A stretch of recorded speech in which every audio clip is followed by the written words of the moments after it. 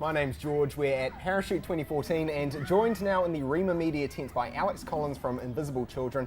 Alex, thanks for joining us. Of course, thanks for having me. It was awesome. So tell us, what is Invisible Children? What is your organization all about? It's a pretty long narrative and I could spend probably 20 minutes talking about it, but essentially we are a media-based company that's trying to end the atrocities being committed by the LRA, or Lord's Resistance Army, and they started in northern Uganda and now have dissipated themselves throughout Central East Africa. So our mission is to find and capture Joseph Kony and put an end to that conflict. So you are the organization behind the Kony 2012 video Exactly. that just went viral on social media, didn't it? Yeah. I think the response to that was unprecedented, really, wasn't it? I think Yeah. I read something like 100 million views in just a few days after its Yeah, release. in like 4 or 5 days. Much more than you would have been expecting? We didn't expect, honestly, when we pushed publish on YouTube, we expected, or our goal was 500,000 views by the end of the year. And then in the first day we had hit that and quickly saw that something was happening. And at least we started a conversation that was waiting to be awakened, I think. And so it was, really unprecedented for us.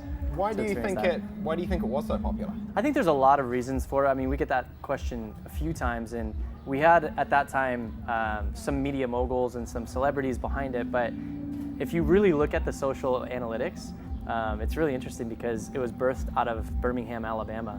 We were actually touring the documentary around that region, and that's really where a lot of the population of stuff that was happening on social media was booming from. So I think we just told a compelling story. We told it quickly. It was just I think in my mind, it was our 10th documentary and it was our best one. Right.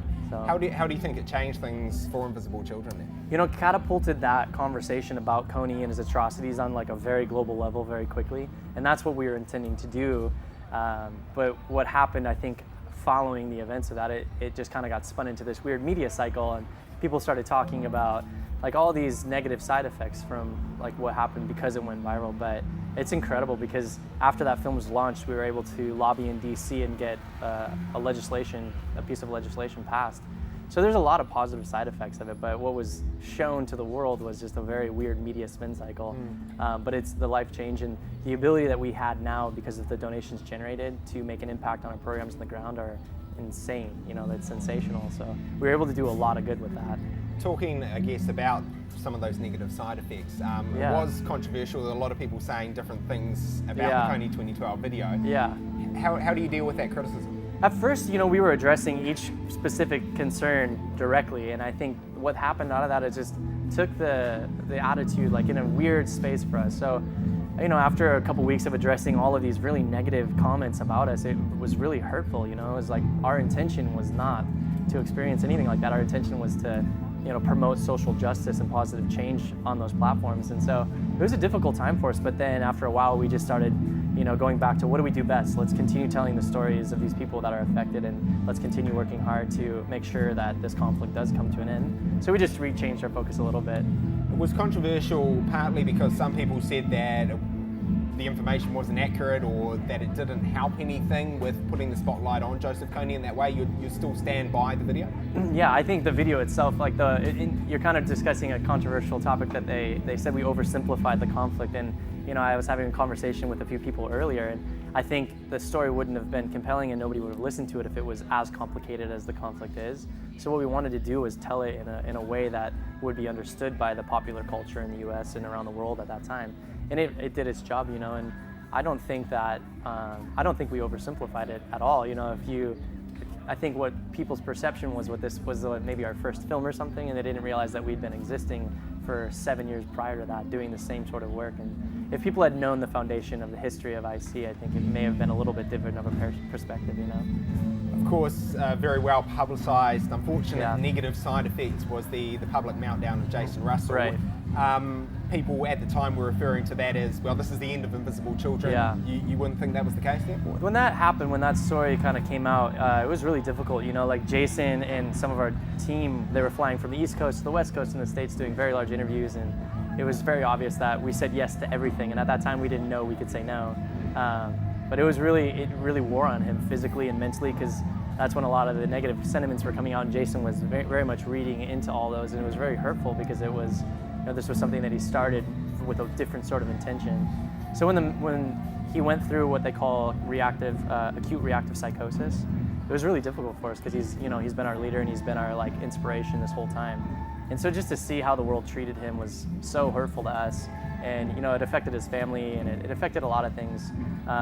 But Jason's a strong guy. You know, he's been through a lot of stuff. So he's actually back in the office now, and he's our creative, like, inspiration all the time with the media that we're creating. So that was, you know, that was really disappointing for us, because he's a dear friend, and his family they're close to us. So it was hard to watch him go through that. Kony 2012, the point of that video, I guess, was to make Joseph Kony famous. Yeah.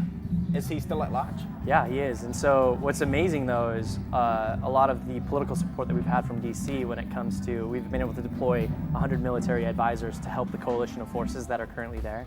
And what they're doing is just providing research, they're providing technology, they're providing a number of different things to help find and locate Joseph Kony. So without the support of the administration in the U.S. and without that support, it would be a very difficult mission to complete. But it's incredible to see just how much constituent support has actually influenced policy in DC, which now influences, like, the lives of the people there. So we're very confident that it'll be soon. So what is next for Invisible Children then? You continue pushing the same cause? Yeah, exactly. And so what we're working on now is actually on the front of the rehabilitation process. So a lot of these young people have gone through some very intense situations. So what we want to focus on as this conflict is starting to resolve is honestly to now help integrate these people who've been, like, torn away from their childhood back into their community, and to help, you know, start them in the education process. And just it's a very sensitive subject, but that's, like, where we're spending a lot of effort right now. Your role with the organisation, obviously Yeah. representing Invisible Children here at the Parent Yeah. Shoot Festival, what is it that you specifically do? It's amazing, because when we first started IC, we'd started getting a lot of requests from bands and artists to figure out how can they help talk about what we do, how can they help disseminate the message. And it's amazing, because we had requests from people like Third Day, which I'm sure you guys are aware of, and people like Fall Out Boy, and people like Thrice. And so my job initially was to figure out how do we pair this conversation about social justice and this distant, far-off conflict with entertainment and music. How do we put these two, like, very different things in one space?